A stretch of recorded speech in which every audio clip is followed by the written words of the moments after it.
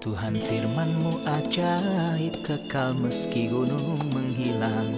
Tiada huruf yang gagal, tak terpatahkan siasat. Hidup seperti-Mu ya Allah, lebih dari emas.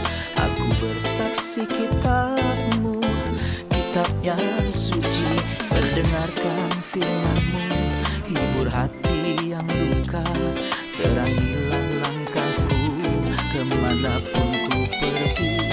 Biarkanlah firman-Mu berkuasa atasku. Ubahkanku, bebaskanku, ku mau menyenangkan-Mu. Tuhan firman-Mu ajaib, kekal meski gunungnya. Ubah dan bebaskan aku, mau menyenangkan-Mu. Salam jumpa pemirsa terkasih, saya menyambut Anda sekalian dimanapun Anda berada dalam episode terbaru program studi harian kita, Semua Kitab Suci. Kita mencapai dalam studi kita tentang kitab Ester, salah satu kitab sejarah dalam perjanjian lama. Di pasal 3, kita akan melanjutkan pelajaran kita di pasal 3 mulai dari ayat 7 sampai akhir pasal ini. Di episode sebelumnya, kita membahas kedaulatan Allah dan juga pemeliharaan Allah. Kita tahu bahwa status orang-orang yang menolak untuk kembali dari pembuangan ke tanah Yehuda dianggap jauh dari rencana Tuhan dan jauh dari status yang diperkenan Allah. Namun Tuhan dalam pemeliharaannya sedang mengejar orang-orang ini, bahkan jika mereka jauh dari rencana ilahi, tujuan Allah harus tetap terpenuhi. Di sini kedaulatan Allah tampak di atas semua otoritas. Kita tahu bagaimana tujuan Tuhan membawa Ester, si gadis yatim piatu, keluar dari bayang-bayang dan menempatkannya di garis depan peristiwa dan membawanya ke istana raja. Tujuan Allah dan kedaulatan Allah. Tapi angin tidak bertiup sesuai dengan keinginan kapal. Karena bukannya menghargai Mordekai yang setia karena kesetiaannya, orang lain diberi penghargaan, yaitu Haman bin Hamadeta orang Agag, yang awalnya adalah musuh orang Yahudi. Jadi sepertinya hal-hal akan bertentangan dengan rencana Tuhan yang memang telah ada. Bagaimana Tuhan akan ikut campur, itu yang akan kita ketahui di episode ini. Untuk memulai, izinkan saya untuk menyambut para tamu kehormatan di studio. Saudara Efraim Fahri, selamat datang. Selamat Saudara datang. Faiz Fuad, selamat datang. Juga para hadirin yang telah bergabung di studio, selamat datang. Saudara Efraim, saya akan membacakan beberapa ayat dari pasal 3, kemudian saya akan kembali untuk memberi pertanyaan. Sesudah peristiwa-peristiwa ini, maka Haman bin Hamadeta orang Agag dikaruniailah kebesaran oleh Raja Ahasuerus, dan pangkatnya dinaikkan serta kedudukannya ditetapkan di atas semua pembesar yang ada di hadapan Baginda. Dan semua pegawai raja yang di pintu gerbang istana raja berlutut dan sujud kepada Haman. Sebab demikianlah diperintahkan raja tentang dia. Tetapi Mordekai tidak berlutut dan tidak sujud. Maka para pegawai raja yang di pintu gerbang istana raja berkata kepada Mordekai, "Mengapa engkau melanggar perintah raja?" Setelah mereka menegur dia berhari-hari dengan tidak didengarkannya juga, maka hal itu diberitahukanlah mereka kepada Haman untuk melihat apakah sikap Mordekai itu dapat tetap, sebab ia telah menceritakan kepada mereka bahwa ia orang Yahudi. Ketika Haman melihat bahwa Mordekai tidak berlutut dan sujud kepadanya, maka sangat panaslah hati Haman. Tetapi ia menganggap dirinya terlalu hina untuk membunuh hanya Mordekai saja, karena orang telah memberitahukan kepadanya kebangsaan Mordekai itu. Jadi Haman mencari ikhtiar memundahkan semua orang Yahudi, yakni bangsa Mordekai itu di seluruh kerajaan Ahasuerus. Seperti yang saya katakan di pengantar episode bahwa angin tidak bertiup sesuai dengan keinginan kapal. Jelas di sini bahwa Haman dipenuhi dengan murka dan dia mulai berkomplot melawan umat Allah. Di manakah pemeliharaan ilahi di sini? Bagaimana pemeliharaan itu muncul? Ya, Tuhan mengizinkan Haman merencanakan rencana jahat ini, sehingga dia mengisi dosa dan kesalahannya. Tapi pemeliharaan ilahi dilambangkan dengan Tuhan memperhatikan rencana-rencana ini. Rencana Haman, dan tidak mungkin terjadi sesuatu kecuali atas izin dan perintahnya. Kita akan tahu nanti bahwa ada banyak yang dilemparkan dan tangan Tuhan ada di dalamnya. Mereka ini telah dipilih untuk mengeksekusi plot pada akhir tahun. Dan ini adalah bukti bahwa Tuhan ada di tempat kejadian dan tangan Tuhanlah yang mengendalikan setiap peristiwa. Jadi Anda ingin memberitahu saya bahwa Tuhan memandatkan murka dan amarah Haman untuk mengubah jalannya acara untuk bekerja demi kebaikan bagi Tepat. mereka yang mencintai Tuhan. Benar. Tentu saja tidak mengherankan jika hal ini terjadi pada Mordekai. Ada prinsip dalam firman Tuhan yaitu memang setiap orang yang mau hidup beribadah dalam Kristus Yesus akan menderita aniaya. Tak ada orang yang setia pada Tuhannya kecuali dia akan dianiaya. Benar, Sebab dapatkah disebut pujian jika kamu menderita pukulan karena kamu berbuat dosa? benar. Tapi jika kamu berbuat baik dan karena itu kamu harus menderita, maka itu adalah kasih karunia pada Allah. Ia tidak menderita karena ia adalah seorang pencuri atau karena ia menerima suap atau karena dia melakukan kejahatan. Dia menderita karena dia setia pada Tuhannya. Dan ini diharapkan tentunya Tuhan akan mengambil alih dan mengupahinya. Saudara Fayez, dalam ayat 8 dan 9, maka sembah Haman kepada Raja Ahasiweros, ada suatu bangsa yang hidup tercerai-berai dan terasing di antara bangsa-bangsa di dalam seluruh daerah kerajaan tuanku. Dan hukum mereka berlainan dengan hukum segala bangsa. Dan hukum raja tidak dilakukan mereka. Sehingga tidak patut bagi raja membiarkan mereka leluasa. Jikalau baik pada pemandangan raja, hendaklah dikeluarkan surat titah untuk membinasakan mereka, maka hamba akan menimbang perak 10.000 talenta dan menyerahkannya kepada tangan para pejabat yang bersangkutan, supaya mereka memasukkannya ke dalam perbendaharaan raja. Maka raja mencabut cincin materainya dari jarinya, lalu diserahkannya kepada Haman bin Hamadeta orang Agag, seteru orang Yahudi itu. Kemudian titah raja kepada Haman, perak itu terserah kepadamu. Juga bangsa itu, untuk kau perlakukan seperti yang kau pandang baik. Mohon beritahu tentang gaya Haman untuk mengeluarkan undang-undang ini untuk menghancurkan orang-orang. Saya memiliki 4 komentar. Silakan. Komentar pertama adalah bahwa ini adalah salah satu dari banyak upaya dari setan untuk menghancurkan benih atau orang-orang dari mana Kristus akan datang secara daging. Dan target iblis adalah memotong urutan kesinambungan dari orang-orang ini, agar Kristus tidak datang. Karena nubuatan bahwa benih perempuan itu akan meremukkan kepala ular dan iblis mendengarnya. Oleh karena itu dia tidak ingin Kristus datang. Jadi dia melakukan banyak upaya agar Kristus tidak datang. Dia mulai dari Firaun di Mesir ketika dia mencoba menghancurkan orang-orang, ketika dia memerintahkan mereka untuk membuang anak laki-laki ke sungai sehingga setiap anak laki-laki akan mati. Dan tentu saja Tuhan tidak mengizinkan ini. Kemudian misalnya Atalia yang bangkit dan menghancurkan semua ahli waris kerajaan agar Kristus tidak datang dari mereka. Dan Tuhan tidak mengizinkan ini jadi salah satu dari mereka yang diputuskan untuk dibunuh, yaitu Yoas, diambil tersembunyi di dalam rumah Tuhan. Kemudian dia memerintah dan melahirkan anak. Misalnya Herodes ketika dia memerintahkan untuk membunuh semua anak laki-laki Bethlehem dari Untuk usia 2 memusnahkan semua anak tahun laki-laki. ke bawah. Ini adalah upaya untuk menghancurkan orang-orang di mana Kristus akan datang.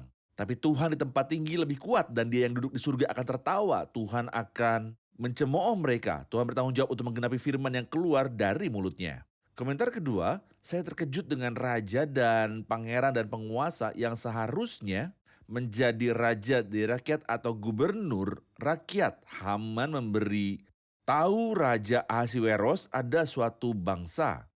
Ada bangsa Penghinaan, padanya siapa bukan mereka? siapa-siapa. Mereka bukan siapa-siapa, tapi setidaknya raja bertanggung jawab seharusnya bertanya siapa mereka. Kemudian hukum mereka berlainan, apa yang mereka lakukan. Tapi kita perhatikan bahwa raja tidak peduli, dia bahkan tidak berusaha untuk mengetahui apa yang dilakukan oleh orang-orang ini atau bahkan siapa nama-nama orang ini. Dia menanggapi permintaan Haman saat mereka sedang minum. Ada ungkapan yang menarik perhatian, sementara itu raja serta Haman duduk minum-minum. Mereka minum dan menghibur. Di saat mereka minum dan menghibur, sebuah doktrin dikeluarkan untuk menghancurkan suatu bangsa. Ini adalah ketidakpedulian yang sangat besar pada nasib rakyat dan dalam bahasa sekarang ketidakpedulian terhadap nasib minoritas. Hukum mereka berbeda, apakah mereka melakukan sesuatu yang buruk? Mengapa Anda tidak bertanya? Tidak, kita akan membunuh mereka. Hanya karena mereka tidak setuju dengan keyakinan kita. Hal ketiga adalah sejauh inikah Haman marah terhadap orang-orang Yahudi sampai ketika seperti itu sampai dia mengatakan saya akan bayar 10.000 talenta perak dari uang saya sendiri ke tangan orang-orang itu. Saya akan menanggung biaya pembantaian itu. Hamba akan menimbang perak 10.000 talenta. Talenta di beberapa kamus adalah 30 kilogram. Dan beberapa lainnya adalah 45 kilogram. Katakanlah beratnya 30 kilo, itu berarti 30 kilo perak 10.000 kali untuk memusnahkan orang. Kenapa? Hal keempat, sedihnya raja dalam sikap apatis yang aneh berkata, tidak, mari kita lakukan ini. Dan raja berkata kepada Haman, perak itu terserah kepadamu, juga bangsa itu untuk kau perlakukan seperti yang kau pandang Dan bangsa itu baik. juga. Lakukan apapun yang Anda inginkan, jutaan akan mati dan yang mulia raja tidak peduli. Apa yang dia lakukan? Raja dan Haman duduk untuk minum. Kota itu bingung. Mengapa? Karena dia memberinya cincin stempel dan berkata padanya tanda tangan dan bunuh siapapun yang kamu inginkan. Bukankah itu yang sedang terjadi hari-hari ini, Dr. Fayez dan Saudara Efraim? Orang Kristen sejati dipertimbangkan di beberapa negara sebagai orang-orang tertentu yang hukumnya berbeda Berbeda. dengan agama negara. dan sopan santun mereka berbeda dengan tata krama negara. Ada banyak ketetapan dan undang-undang yang dikeluarkan untuk menindas orang-orang Kristen. Saya telah membaca di berita sejak beberapa hari tentang penangkapan sebuah kelompok. 25 orang di sebuah rumah di negara yang tidak mengakui agama Kristen. Apa yang mereka lakukan? Apa tuduhan mereka? Mereka berdoa. Mereka berdoa menurut agama selain agama negara. Alkitab mereka disita dan mereka ditangkap. Apa yang salah dengan mereka? Bukankah ini yang masih dilakukan iblis sampai sekarang? Dan di zaman kuno, Daniel, mereka tidak menemukan tuduhan apapun terhadapnya kecuali tentang hukum Allahnya. Sejarah berulang sendiri dan ada banyak peristiwa, tapi raja dan pemimpin yang jahat hanya mementingkan soal posisi dan singgasana mereka. Selama mereka yang memerintah, maka mereka tidak peduli dengan status masyarakat. Jika kita mengingat peristiwa terbanyak yang terjadi dalam sejarah, di mana ketidakadilan dan represi muncul, ketika Tuhan Yesus sendiri diadili di hadapan hakim, Benar. para penguasa, mereka berkata kepada Pilatus, "Jika engkau membebaskan dia, engkau bukan sahabat kaisar." Jadi Pilatus harus menyeimbangkan antara firman kebenaran dan tahtanya. Tidak, aku tidak akan mengorbankan tahta. Aku akan menghakimi dengan tidak adil dan curang dan Dan jahat. di tempat keadilan di situ pun terdapat ketidakadilan. Tepat. Kita rehat sejenak dan kembali untuk melanjutkan studi. Pemirsa terkasih, kami akan kembali lagi menemui Anda setelah rehat.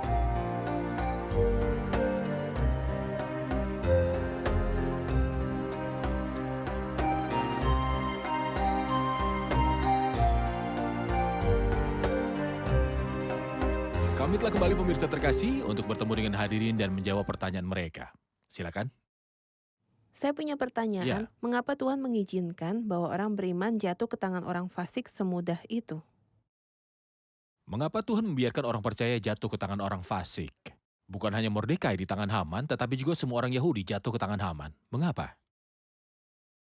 Kita perhatikan bahwa mereka tidak jatuh ke tangan Haman. Tuhan berkata kepada laut yang mengamuk, "Sampai di sini boleh engkau datang, jangan lewat. Disinilah gelombang-gelombangmu yang congkak akan dihentikan." Tuhan membatasi iblis dan membatasi orang jahat. Dia membiarkan mereka ikut campur dan mengulurkan tangan mereka sehingga Tuhan memberi tujuannya di dalam orang-orang beriman. Dan kemudian dia menetapkan batasan bagi mereka. Karena dia memerintahkan dan membangkitkan angin badai. Dan setelah angin mencapai tujuannya, dia berkata kepada laut, damai, tenanglah, Damai, dan ada tenanglah. ketenangan yang Benar. luar Jadi biasa. Tuhan menggunakan kesusahan ini untuk kebaikan umatnya. Benar. Juga bumi diserahkan kepada si jahat. Kita berada di hari penghakiman. Siapa yang jahat? Iblis dan Iblis. para pengikutnya. Ya. Banyak hal hari-hari ini digulingkan dan tidak tegak. Orang-orang bijak berkata, ada lagi yang kulihat di bawah matahari. Di tempat pengadilan di situ pun terdapat ketidakadilan, dan di tempat keadilan di situ pun terdapat ketidakadilan. Ini akan tetap menjadi karakter penguasa dunia dan orang-orang jahat sampai Tuhan Yesus datang dan akan membalaskan mereka yang tertindas dan mengangkat mereka yang membutuhkan. Katakanlah gereja, tubuh Kristus. Orang-orang beriman sejati adalah orang asing di dunia ini. Mereka tidak disambut di Tepat. bawah hukum apapun dan di bawah otoritas apapun di dunia ini. Itu sebabnya mereka dianiaya dan tidak Benar, diinginkan. benar. Karena tanah air mereka adalah surga. Mereka Benar. akan pergi ke surga dan tiba di rumah utama mereka, tanah air mereka. Namun perlu diingat bahwa orang jahat atau iblis tidak bertindak kecuali dalam batasan tertentu.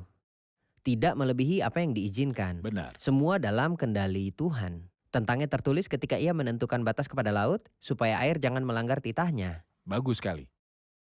Saudara Efraim, dalam ayat 11, kemudian titah raja kepada Haman, perak itu terserah kepadamu, juga bangsa itu untuk kau perlakukan seperti yang kau pandang baik. Maka pada bulan yang pertama pada hari yang ke-13 dipanggillah para panitera raja, lalu sesuai dengan segala yang diperintahkan Haman ditulislah surat kepada wakil-wakil raja, kepada setiap bupati yang menguasai daerah dan kepada setiap pembesar bangsa, yakni kepada tiap-tiap daerah menurut tulisannya dan kepada tiap-tiap bangsa menurut bahasanya.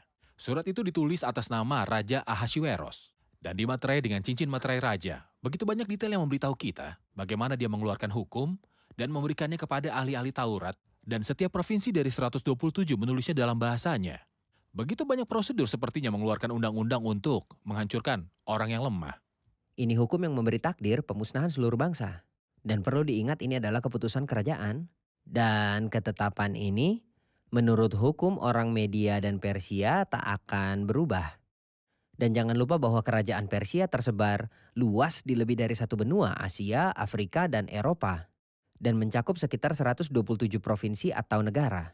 Jadi para ahli Taurat harus menerjemahkan keputusan ini ke bahasa provinsi-provinsi ini dan negara-negara ini untuk menyampaikan informasi tentang keputusan kerajaan yang serius ini. Jadi sebenarnya ada usaha besar yang diberikan dari orang-orang kekaisaran untuk melaksanakan dekret kerajaan ini.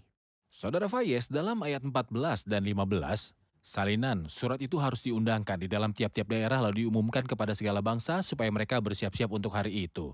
Dan kemudian dia menentukan suatu hari Ya. untuk menghancurkan orang-orang. Maka dengan tergesa-gesa berangkatlah pesuruh-pesuruh cepat itu atas sista raja dan undang-undang itu dikeluarkan di dalam benteng Susan. Sementara itu raja serta Haman duduk minum-minum. Seolah tidak terjadi apa-apa atau ada orang yang akan dibunuh. Tetapi kota Susan kemudian menjadi gempar. Haman dan Raja Ahasuerus sedang mabuk dan kota menjadi bingung. Dua reaksi yang berbeda terhadap dekret ini. Mohon jelaskan pada kami tentang hal Menarik ini. perhatian saya bahwa dalam ayat 7 di pasal ini, Haman mencoba untuk menjangkau banyak. Artinya dia berkonsultasi dengan para penyihir dan ahli sihir untuk menentukan waktu yang tepat untuk menghancurkan orang-orang ini. Dia terus berusaha menasihati para penyihir dan ahli sihir dan melemparkan undian sampai hari ke-12. Dari bulan ke-12 yaitu bulan Adar. Dan nasihat para penyihir kepadanya adalah bahwa hari terbaik untuk menghancurkan orang-orang ini adalah hari ke-13 di bulan ke-12, yaitu bulan Adar. Jadi kita menyadari bahwa setelah 1 tahun, dia berkonsultasi dengan mereka pada hari ke-12 di bulan ke-12. Dan mereka katakan kepadanya bahwa hari terbaik adalah hari ke-13 tahun depan. Ini setelah 1 tahun dan 1 hari. Ini masa tunggu yang Setahun. lama, tetapi menurutnya ini sangat cocok. Memiliki cukup waktu untuk menandatangani surat-surat itu dan keputusan terjemahkan sehingga kurir akan pergi untuk distribusikannya. Ini sangat cocok. Tapi sebenarnya Tuhan di surga sedang tertawa. Tuhan mencemoohkan mereka. Karena dia yang mengatur segalanya, Tuhan membuat para penyihir yang dia konsultasikan memilih hari ini. Mengapa? Untuk memberikan kesempatan kepada orang-orang untuk memenuhi rencana Tuhan dan bukan rencana Haman. Tuhan memiliki rencananya sendiri. Apa rencananya? Rencananya bahwa akan disiapkan sebatang pohon untuk menyalibkan Mordekai di atasnya. Tapi rencana Tuhan adalah untuk menghormati Mordekai dan biarkan Haman menuntunnya di atas punggung kuda dan memberitakan di hadapannya dan agar Haman disalibkan di atas kayu yang disiapkan untuk Mordekai dan bahwa keputusan baru akan dikeluarkan. Jelas tidak ada yang tersisa. Kedaulatan Tuhanlah Kedaulatan yang Allah. mengatur peristiwa. Hal-hal tidak dibiarkan terjadi kebetulan atau serampangan. Raja dan Haman untuk minum dan kota itu bingung. Tapi saya tidak peduli dengan mereka yang duduk untuk minum atau kota yang bingung. Bahkan saya memuja dia yang duduk di surga yang tertawa, yang mengatur segalanya. Yang berkuasa dan memegang kendali dan yang tangannya memegang segala sesuatu yang setiap kali kita renungkan dalam otoritasnya, kita berhak merasa yakin akan segala Sungguh sesuatu. aneh bahwa seseorang yang bertanggung jawab yang adalah raja sedang duduk minum sementara ada dekret untuk menghancurkan Bangsa. suatu bangsa. Terkadang saya terkejut melihat orang Kristen dibunuh di beberapa tempat atau gereja diledakkan dengan orang-orang yang ada di dalamnya sementara para pejabat sibuk melakukan hal-hal yang lain seperti membuka sekolah ataupun pabrik atau menghadiri pesta di hotel seolah tidak terjadi apa-apa atau Pengabaian orang-orang akan dihancurkan, orang-orang dibunuh, gereja diledakkan dan dibakar dan diabaikan. Sejauh ini orang beriman tidak memiliki nilai dalam penilaian manusia. Mohon jelaskan soal itu Dr. Fayez. Jika Tuhan Yesus Kristus dibenci dan ditolak oleh manusia, sungguh tidak diharapkan pengikut Tuhan Yesus Kristus akan diperlakukan dengan cara yang lebih baik daripada Tuhan Yesus Kristus diperlakukan. Tuhan berkata demikian, dia berkata, jika mereka telah melakukan aku seperti ini, menurut Anda bagaimana mereka akan melakukan Anda? Tuhan sebelum dia meninggalkan bumi tidak menipu kita dan mengatakan bahwa dunia kita akan menemukan kenyamanan. Dia tidak mengatakan yang dia berkata dalam dunia kamu menderita penganiayaan, tetapi kuatkanlah hatimu, aku telah mengalahkan dunia. Dia berkata mereka bukan dari dunia sama seperti aku bukan dari dunia. Oleh karena itu diharapkan dan sebaliknya tidak Benar. diharapkan bahwa orang percaya akan dihormati di dunia ini adalah hal yang tidak terduga. Segala orang yang hendak hidup beribadat pada Allah di dalam Kristus Yesus akan terkena Dan ini aniaya. bersifat sementara. Saya ingin mengatakan Silakan. sesuatu untuk meyakinkan dan menyemangati semua penonton. Kalau engkau melihat dalam satu daerah, orang miskin ditindas dan hukum serta keadilan diperkosa, Jangan heran. janganlah heran akan perkara itu. Karena pejabat tinggi yang satu mengawasi yang lain, begitu pula pejabat yang lebih tinggi mengawasi mereka. Lebih tinggi dari Ahasuerus, Lebih tinggi dari Ahasuerus, dan lebih mereka tinggi yang dari mendukung Ahasuerus. ada yang bekerja untuk kebaikan kita. Benar. Jadi kita harus tenang sepenuhnya dan jangan takut. Karena pengelolaan hidup kita bukan dari Ahasuerus atau yang lebih tinggi dari dia. Juga tidak dengan dunia atau manusia. Tapi dengan Allah yang menyediakan. Kita rehat sejenak dan kembali untuk melanjutkan studi kita. Pemirsa terkasih, kami akan segera kembali setelah rehat.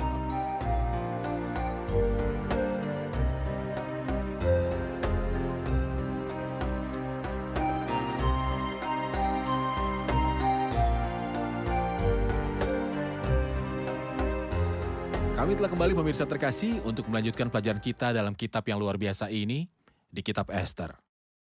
Saudara Efraim dalam pasal 4. Setelah Mordekai mengetahui segala yang terjadi itu, ia mengoyakkan pakaiannya lalu memakai kain kabung dan abu, kemudian keluar, berjalan di tengah-tengah kota sambil melolong-lolong dengan nyaring dan pedih. Dengan demikian datanglah ia sampai ke depan pintu gerbang istana raja karena seorang pun tidak boleh masuk ke pintu gerbang istana raja dengan berpakaian kain kabung. Mohon komentari reaksi dari Mordekai.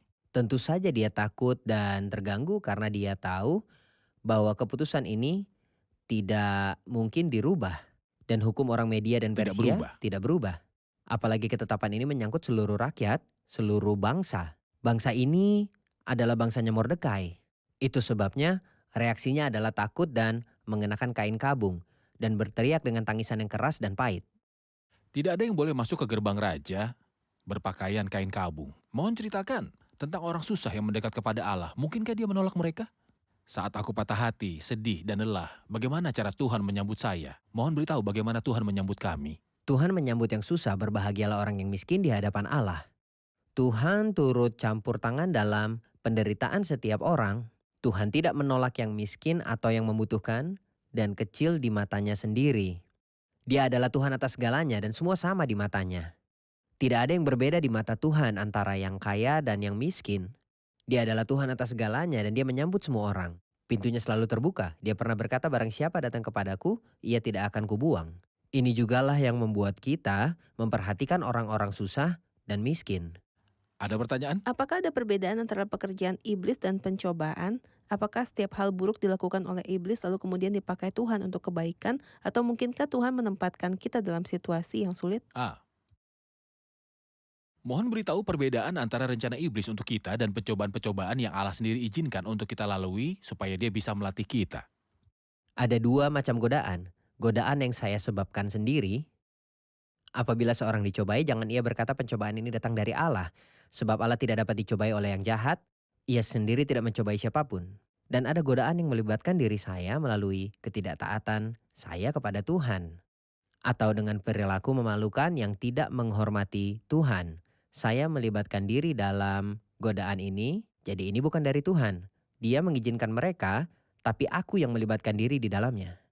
Tapi ada beberapa keadaan lain yang terkadang Tuhan paksa saya lalui untuk membuktikan keaslian iman saya, untuk menjadi lebih seperti dia, untuk menciptakan kedewasaan, dan juga menciptakan kekuatan di dalam diri saya. Tuhan mungkin mengizinkan ketidakadilan dan penghinaan terjadi padaku tanpa kehendakku, agar sifat baik itu tampak dalam diriku dan iman muncul dalam diriku. Kadang-kadang Dan- dia juga menggunakan kemarahan iblis terhadap saya seperti yang dia Ayub. lakukan terhadap Ayub. Benar. Untuk menghasilkan kemuliaan bagi Ayub sendiri. Untuk membuktikan kemurnian imanmu yang jauh lebih tinggi nilainya daripada emas yang fana yang diuji kemurniannya dengan api. Sehingga kamu memperoleh puji-pujian dan kemuliaan dan hormat. Saudara Faya, saya ingin pergi ke ayat 3 pasal yang keempat. Di tiap-tiap daerah kemana titah dan undang-undang raja telah sampai, ada perkabungan yang besar di antara orang-orang Yahudi, disertai puasa dan ratap tangis. Oleh banyak orang, dibentangkan kain kabung dan abu sebagai lapik tidurnya. Mohon jelaskan reaksi orang-orang di sini. Reaksi Mordekai ada di dua ayat terakhir, ketika dia keluar dengan pakaian kain kabung dan berteriak dengan tangisan yang keras dan juga pahit. Bagaimana dengan reaksi orang-orang lain? Izinkan saya mengatakan bahwa Mordekai sendiri berteriak dengan tangisan pahit. Inilah sifat manusia yang lemah dan kelemahan manusia yang normal. Meskipun dia adalah orang yang saleh dan beriman. Namun iman itu tunjukkan dengan bersinar sesudahnya. Ketika dia berkata kepada Ester, karena jika Anda tetap diam sepenuhnya saat ini, kelegaan dan pembebasan akan muncul bagi orang Yahudi di tempat lain. Iman bersinar dan manusia telah pergi dengan kelemahannya. Dan manusia baru bersinar, iman. Dia bangun dan mulai berbicara dengan benar. Tuhan berkuasa untuk menyelamatkan kita. Namun ini tidak berarti bahwa kita akan menjadi manusia super dan tidak akan takut atau bingung. Ini adalah kelemahan manusia normal yang muncul di salah satu orang terbaik, yaitu Mordekai. Jika kelemahan, ketakutan, dan kepahitan ini muncul di Mordekai, jadi apa yang Anda harapkan dari orang lain yang awalnya dalam satu spiritual dan moral yang sangat lemah? Dan hubungan siapa dengan Tuhan hampir putus. Itu sebabnya kami memperhatikan bahwa mereka berteriak dan mengenakan kain kabung dan berpuasa dan menangis dan meratap. Tapi ada hal yang sangat penting. Kita tidak membaca bahwa mereka berdoa kepada siapa mereka akan berdoa. Doa berarti memiliki koneksi. Seperti ketika saya memiliki nomor telepon seseorang, saya meneleponnya dan dia menjawab, dan saya berbicara dengannya. Tapi tidak ada hubungannya. Mereka dalam status kamu, bukan umatku. Mereka menolak rencana Tuhan untuk kembali ke tanah perjanjian. Jadi mereka tidak mengenal Tuhan. Mereka berada di luar kehendak ilahi. Itu sebabnya mereka tidak bisa berdoa. Mereka tidak bisa berdoa karena saya bisa berdoa ketika saya dalam kehendak ilahi. Ketika saya berada di tempat di mana Tuhan menempatkan saya. Oleh karena itu, status kelemahan dan kerapuhan mereka pun terungkap. Tapi sayangnya mereka berada dalam posisi yang tidak memungkinkan untuk berkomunikasi dengan Tuhan Ya. dan mencurahkan keluhan mereka. Ini sangat penting. Apa yang telah kita pelajari dari episode ini? Apa yang terjadi dalam kitab Ester sering terjadi saat ini. Kita menemukan banyak orang duduk depan televisi sepanjang waktu dan mereka ingin menonton berita. Mengapa? Karena mereka sangat ingin tahu dengan apa yang terjadi. Sungguh saya belajar bahwa jika saya ingin tahu yang terjadi, saya membaca Alkitab karena itu membuat kita mengerti. Berita memberitahu apa yang dilakukan orang, tapi melalui Alkitab kita mengenal Tuhan yang berdaulat, apa yang dia lakukan dan bagaimana semuanya akan berakhir. Bagus sekali, terima kasih. Saya perhatikan bahwa berkali-kali kita mengharapkan campur tangan Tuhan lebih awal dari biasanya. Artinya kita mengira bahwa karena Mordekai telah berbuat baik kepada raja, kita berharap bahwa raja akan mempromosikan Mordekai. Tetapi kita menemukan bahwa raja mempromosikan Haman, kemudian Mordekai menaati Tuhan dan bersikeras untuk tidak memberikan penghormatan kepada Haman. Kita berharap Mordekai mendapat hadiah. Tetapi kita menemukan bahwa Haman akan membinasakan rakyat dengan keputusan dari raja dan keputusan itu ditandatangani. Semua tampak seolah-olah ini adalah akhir, tetapi Tuhan selalu campur tangan pada akhirnya. Bagus, bagus. Keputusan terakhir adalah miliknya. Ada pernyataan umum yang mengatakan bahwa Tuhan berjalan lambat, tetapi dia tidak pernah datang terlambat. Ihab, ada yang ingin dikatakan? Saya sangat mengagumi Mordekai karena meskipun ini logis bahwa hukum Media dan Persia tidak berubah dan terlepas dari sifat lemahnya yang muncul ketika dia mengenakan kain kabung dan berteriak keras dan merobek pakaiannya, tetapi sebagai seorang percaya yang setia memiliki hubungan dengan Tuhan, imannya muncul setelah itu ketika dia memberitahu Ester bahwa jika engkau tetap diam, pembebasan akan muncul dari tempat lain. Jadi dia mempercayai Tuhannya. Benar. Terima kasih Tuhan memberkati. Terima kasih para hamba Tuhan. Kita lanjutkan diskusi di episode selanjutnya.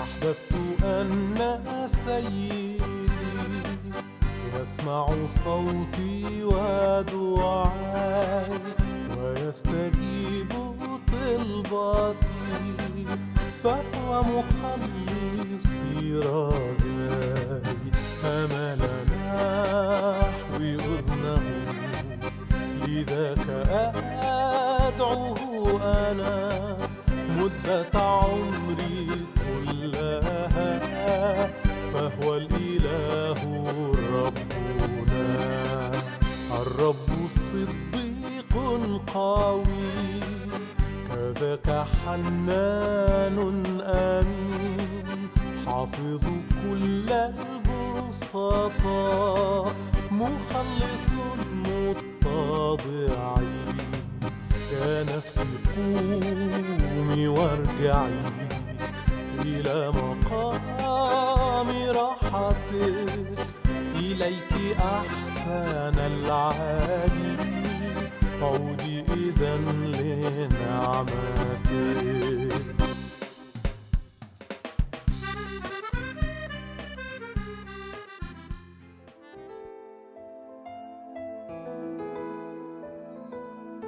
Tuhan firman-Mu ajaib, kekal meski gunung menghilang. Tiada huruf yang gagal, tak terpatahkan siasat. Hidup seperti-Mu ya Allah, lebih dari emas. Aku bersaksi kitab-Mu, kitab yang suci. Mendengarkan firman-Mu, hibur hati yang luka. Terangilah langkahku kemanapun ku pergi.